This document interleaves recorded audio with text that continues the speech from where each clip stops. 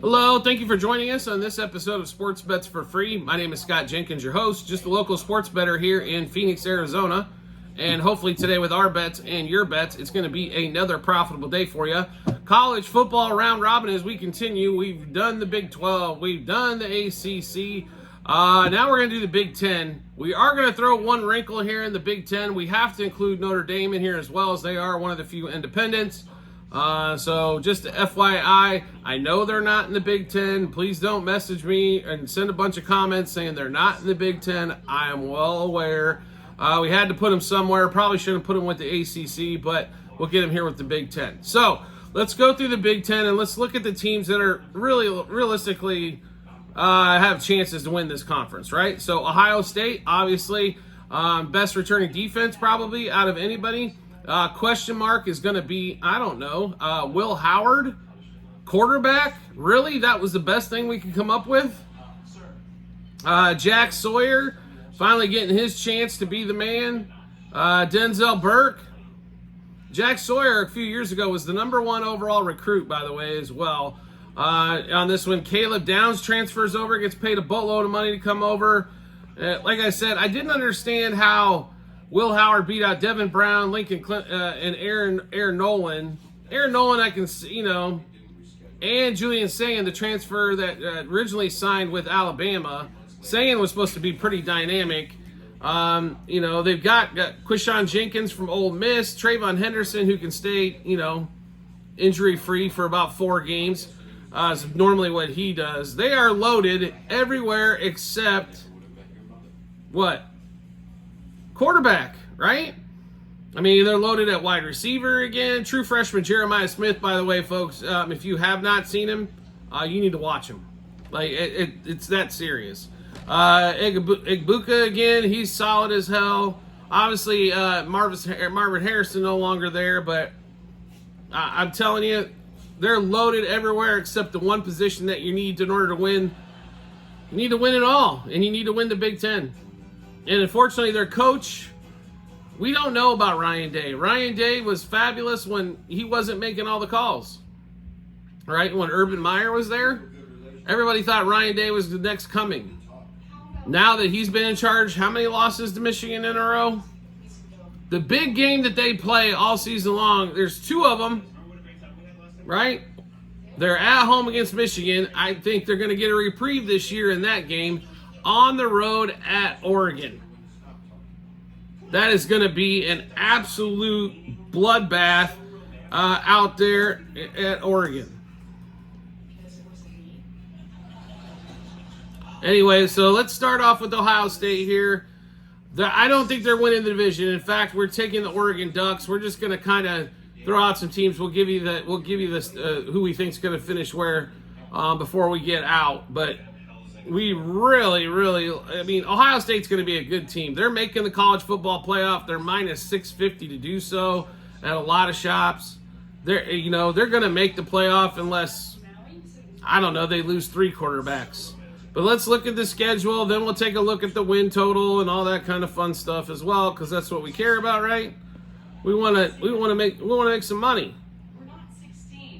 Ohio State, over, under, 10.5 wins, heavily juiced to the over in that one as well. Let's give you the schedule, run through it here. Akron at home, that's a win. WMU at home, that's a win. There's 2. Marshall, there's 3. They go to Michigan State, that's a trounce, that's 4. Iowa comes to town, that's 5. They go to Oregon, that's going to be, we predicted a loss in that one. Nebraska's better, but not that much better. There's 6. They go to Penn State. They win there every year. Big game, James Franklin couldn't get out of his own way if he depended on it. And Penn State has the same affliction, never a quarterback. There's 7. Purdue comes to town, that's 8. They go to Northwestern, that's 9. Indiana comes to town, that's 10. And Michigan comes to town, who is heavily overrated at the 9 slot in my position. Nationally, that's 11. Over 10.5 wins. They should cover that. They will have that 1 loss to Oregon. I do not expect them to slip up anywhere else. If they lose to Michigan this year, Ryan Day might be on the first van out of town in that one there. So let's say over 10.5 wins is where we've got them. Also, we've got them to make the college football playoff as well. The conference winners.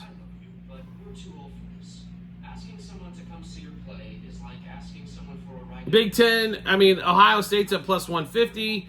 I think they get a shot, probably, since there's no divisions anymore, they get another shot at Oregon, plus 220. That's going to be hard to overcome there. Whoever's going to win that one, they're also going to get the bye. So you could see Ohio State and Oregon in that Big Ten championship game. And whoever wins the first one probably won't win the second one unless Will Howard throws a dud, which is completely possible. Dillon Gabriel, the new quarterback for Oregon, is a little small in stature, but he is perfect for this offense. If you thought Bo Nix can make this offense hum, wait till you see Gabriel at the head of this thing. The ultimate point guard. He will shovel and get the ball out and move, and let's go. I expect a lot of big things out of Oregon. They have improved offensive, defensive lines. They've got some horses and some big dudes to compete with the Big Ten guys. Not only that, they've got more speed. All right, so we went through Ohio State, 10.5 wins, probably looking like an over. It's barely going to get over. Not a lot of value, though, to play that. Just a FYI. So, next game up, like we talked about, Ohio State. Let's go take a look at Oregon. All right, so Oregon being the, obviously first time in the Big Ten, so kind of a big one there. Here's the reason why we like Oregon so much, and it's really honestly the big games that they have, they're at home. And you can't really beat that. Corvallis is crazy at home. Over 10.5 wins for the Ducks, and it's pretty split at 10.5 over and under at a lot of shops here. Let's go through the schedule. Let's give you a little bit of rundown first of all, I guess. So Ducks are 22-5. With the last couple of years. Bye-bye, Bo Nix. Congratulations on your career of averaging 6 yards per attempt. With the Denver Broncos, and hopefully you don't get killed. Receivers, Evan Stewart, Tez Johnson.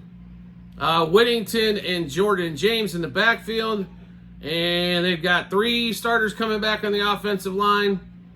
And they're expecting that offense to be humming all over the place.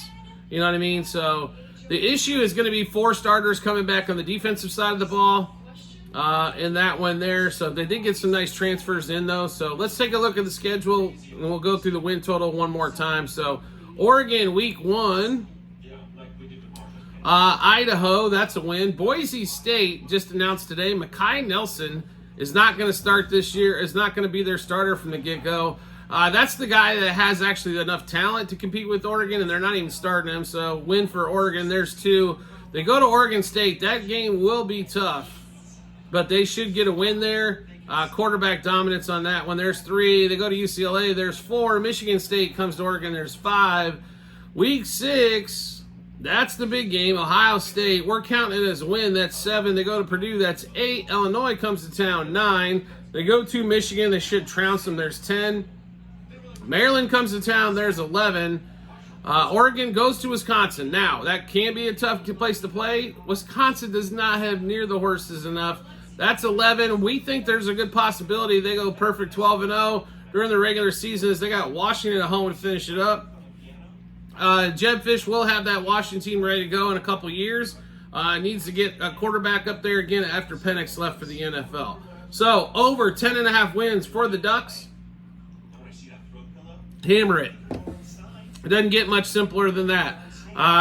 The only possibility of a loss is Ohio State. That puts them at 11. They should take care of business with the rest of this schedule. Like I said, Michigan is severely overrated. I understand Michigan has a good defense. Michigan might hold Oregon to the lowest point total they have all season. It's a good possibility.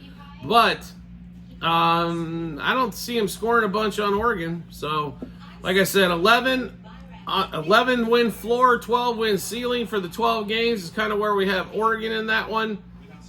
Also, Oregon to make the college football playoff. A little juicy again on that one here. So if we look at Oregon, they are one of the favorites, minus 330. But like I said, schedule sets up for them nicely in that one, to say the least. All right, Next team up, we're going to go through. We're going to skip Michigan because we don't really care. Penn State and USC. We're going to go through both of those first, and then we'll hit Michigan. Penn State is the best 10-2 team ever to never win a big game. That's big game James Franklin for you out there in Happy Valley. I mean, the issue is they can't beat any of the big teams, right? So they can't beat Ohio State. They can't beat Michigan.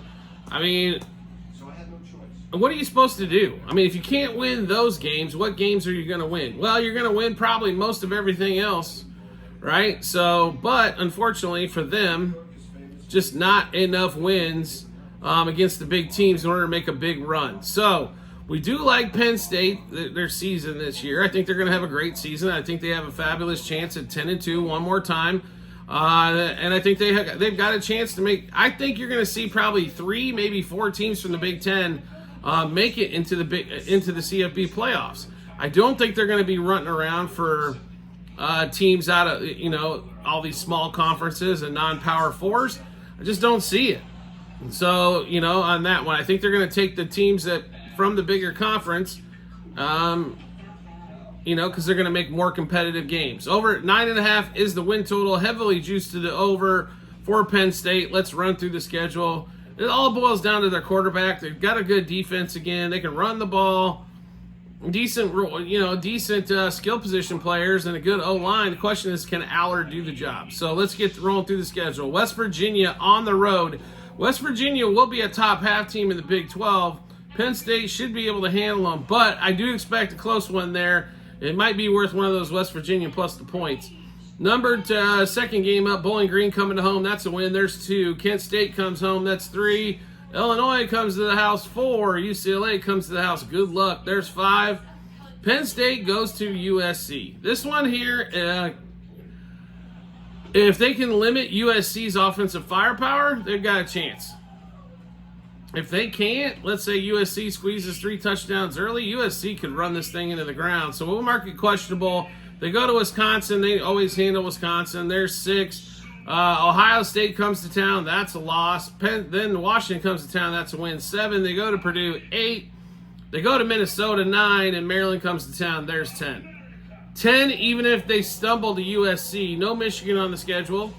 And we're counting Ohio State as a loss. So they get to 10, even if they screw the pooch against USC. Win total at, guess what, 9.5. Heavily juiced to the over. It's still worth, like I said, they possibly 11, and 10 is their floor. Even at that minus 170 number or something, it's still worth taking a gamble there on that one to make the playoff. This is where it gets interesting to me. So let's take a look at Penn State to make the playoff. Yes, at minus 140. I think there's some pretty good value there. I mean, they're going to be the third place team roughly in the Big Ten. How do you leave the third place team out of the Big Ten out of there? There's 2 major conferences, Big Ten and the SEC. I think you got at least 3 teams out of each. There's 6, right? 2 division winners from the Big 12 and the ACC. There's 8, maybe Notre Dame. That's 9. Still got 3 spots to fill. There might be 4 from the Big Ten, depending on how things go. So we do like Penn State to make the college football playoff as well, and over the 9.5 wins. Next team up in the Big Ten, USC. Here we go. What's this gonna be? Caleb Williams is gone, right? Defense is horrible. 34 points a game in the Pac-12? Absolutely god-awful. Miller Moss. Should be pretty damn good. I mean, he was good enough to keep Mekhi Nelson, one of the top recruits in the country, to make him transfer to Boise State. He's looked good in the limited time he's had. He should be able to throw the ball all over the field. Zachariah Branch, Woody Marks. You got fantastic dudes there. The UNLV transfer comes over in Maivea as well. They're loaded offensively one more time. The question is, if the defense can figure out how to hold opponents to 24, 28 points a game, it is a miracle on what they'll be able to do. Can they do it? I don't know. But they should be fun to watch offensively, if anything else, right? So, what does the Big Ten always need every year? Scoring. Because who else besides me is tired of watching those early games on Saturday, noon kickoff, Eastern time, and you know it's like 17-14 or 18-12 because it was nothing but field goals. Tired of watching that crap. Let's watch some offense. Let's get excited. USC is going to provide that. Let's roll through the schedule here. Let's give you the win total as well for them. All right, so win total for USC is going to be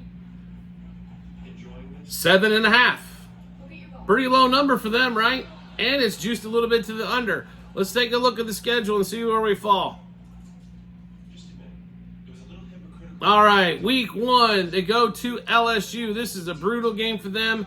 I will say this, though. Their quarterback's got a little bit more experience there. We're going to mark that one a questionable in that one there. Utah State coming to town. That's a win. They go to Michigan. We'll mark that questionable. They got a chance, though. I think offensively, Michigan's going to be severely inept on the offensive side of the ball. Wisconsin comes to town. We like them to get that one. There is 2 wins. 2 and 2 questionable. They go to Minnesota. Minnesota is no bueno. That's 3. Penn State comes to town. We're going to mark that one questionable. They go to They go to Maryland. There's 4. Rutgers comes to town. There's 5. They go to Washington. They should be able to win that game. There's 6. Nebraska comes to town. 7. Crosstown rival in UCLA. They haven't been able to beat them lately, but Chip Kelly's gone, and they are god-awful. Give them 8. Notre Dame comes to town. We'll mark it questionable. So we got them at 8 with questionables. This, to me, is one of the easier ones. USC over 7.5 wins on that one. Definitely something I would recommend taking. We have taken. I honestly think they have an opportunity to get to 10. And low end 8, somewhere between 8 and 10 is where they fall on this one. I know everybody's concerned about the defense. They should be. It was really, really, really bad. Right? It was no bueno. You know, it's bad. There's no sugarcoating that at all. It was just bad. Right? So, but do like him there. So that's 4th. Roughly, we think they're going to be 4th, maybe 5th in the Big Ten on that one. Depends on what Michigan does, if they do anything silly or stupid or anything like that in that one. Next team up is going to be Michigan. I know, go blue, hating on the national champs. Shamar Moore is suspended for the first 4 games, so he's going to miss the Texas game. Their football schedule this year is absolutely brutal. They have J.J. McCarthy's gone to the NFL. Who the hell's going to play quarterback? Defense returning is very solid, no question about that. The question is what the hell else are they going to do?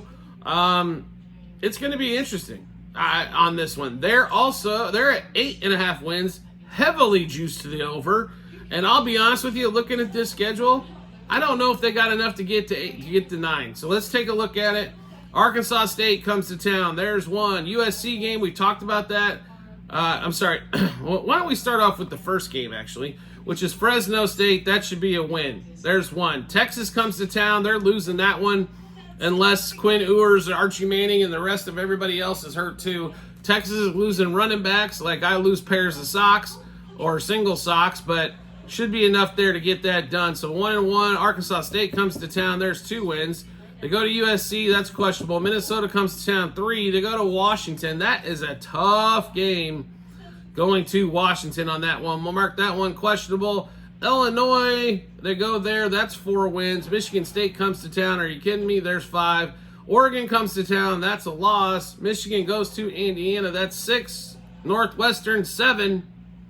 And they go to Ohio State. Where the hell are they getting 9? They're not getting 9, folks. I've looked through this schedule multiple times. I think Texas is a loss early, and I think it goes downhill from there. You can get plus money on Michigan under 8.5 wins, folks. And I'm going to tell you right now, I expect this program to be fantastic next year or 2. But right now, give me all you can get on Michigan under 8.5 wins. in that one there. All right, and like I said, we are going to hit Notre Dame as well. We think Michigan, by the way, does finish 5th in the Big Ten Conference. And once you get past that, it doesn't really matter. Well, you want to talk about Wisconsin, if they finish 500, Iowa, the team that can never score, no matter if they're given free points or not. I mean, there's a lot of other teams, obviously, in the Big Ten. None of them are going to matter when we're looking at college football playoff or anything like that. So, speaking of which, we did miss one in the college football playoff. We'll get back to that. We'll hit it now. So, we talked about Penn State. USC to make the playoff is worth a sprinkle, I think, at plus 470. If they can pull off some upsets and they have the firepower offensively to do it, at plus 470, because most of these teams to make the playoff are going to be minus money because college football is a lot more predictable than, let's say, the NFL, right? But plus 470 is a lot of coin. $100 gets you back 470. Worth a sprinkle. Just mentioning that ahead of time.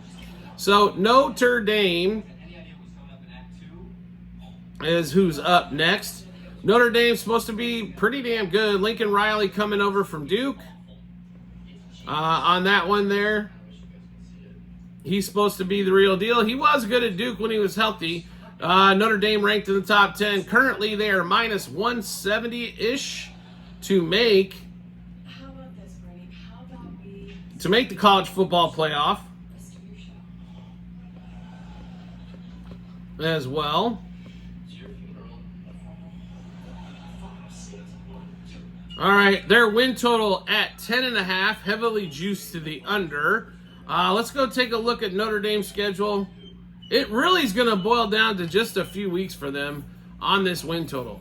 Week 1 at Texas A&M. They should be better than A&M. They should be able to win this game. A&M at home is pretty brutal. Not going to lie. Tough game to start out with. Riley Leonard really better have his crap together in order to get that one done. We'll mark it questionable. Northern Illinois comes to town. That's a win. They go to Purdue. That's a win. There's 2. Miami, Ohio comes to town. That's 3. Louisville, who everybody's overhyped because they played so well last year. That's a win. There's 4. Stanford comes to town. That's 5. They go to Georgia Tech, much improved Georgia Tech team, but that's 6. They go to Navy. There's 7. Florida State game, that's a question mark there. That's going to be probably a pretty good one. I think the better quarterback's going to lay in South Bend if Riley Leonard is still healthy. Virginia's coming to town. Army's coming to town. And USC to finish it up. So, as we look through that schedule, Texas A&M, like we marked it a question mark. Northern Illinois, Purdue, Miami of Ohio, Louisville. Stanford is 5. Georgia Tech 6. Navy 7. Virginia 8, and Army 9. We've got a couple questionable games for Notre Dame. The first one is Texas A&M, right? Second one is Florida State, who I think they've got enough firepower for, and USC. This is why the juice is heavily on the under 10.5 here. 10 wins, it sounds pretty feasible, I think, for the Fighting Irish. I don't know if they got enough to get to 11. 10 wins, though, I believe probably gets them in. They'll have no conference games, so they can't play that one to kind of booster it up. But I think 10 gets Notre Dame in. They're a huge draw everywhere they go. I mean, let's be honest here. If Notre Dame's close, don't we just feel like they're going to be in on name recognition alone and brand recognition and all that fun stuff? I mean, that's why we like them there. College football playoff to make that as well. And like I said, we'd play under 10.5 wins if it wasn't so heavily juiced on there. Maybe we wait a little bit to see what happens with that Texas A&M game. That's a big game right out of the chute. This is going to determine basically whether or not you hit your win total. I know it's not a big deal for the college football players or coaching staff. It is for gamblers, sports wagers for sure. So that instead of maybe playing that, play the Texas A&M game. If you like them, play them to win. And if you think they're going under, play them to lose. And then you don't got to sit on the money all season long as well. It's probably going to boil down to that one as well. All right, so we just went through a ton of bets. How do you get a chance to take a look at all of those? No problem. It's really easy to do. TikTok, YouTube, channel pages, as well at the end of every episode on YouTube. Docs.google.com/spreadsheet. A bunch of other stuff behind it. Click on that link. Go to Football 24-25 season tab. Scroll just down past the draft. You'll be able to see all of our season-long plays for the NFL and college football as well. So make sure you do check those out, as it is well worth your time to do so. You like the content that you're seeing here and want to see some more? No problem whatsoever. All you have to do is hit follow or subscribe, depending on the social media platform you're on, and it will show up in your follow or subscription tab. If you want to make life even easier than that to find us, turn on the notifications for the social media platform you're watching us on. You'll get a notification sent to your phone or device to let you know Sports Bets for Free has dropped a new episode of bets. Give you plenty of time to match this up with your bets and give you the ton of confidence you need going into the betting app or betting window. Also, we have tons of promo bonus bets to give away. Even if you are in a state that does not have legalized sports wagering, they more than likely have fantasy sites that we have partnered with, as well as online casinos. So I've got options for you there as well. All you have to do is click on the link, same spots online, TikTok, YouTube channel pages, end of every episode on YouTube. It's that's bit.ly/sportsbetsforfree -BH. Click that link and default to the state that you're in. Show you everything we have available. We are an affiliate. It does help support the show as well, so we greatly appreciate if you find anything there worth doing for you. We do appreciate everybody's support for the show as always, and we look forward to seeing you on the next episode.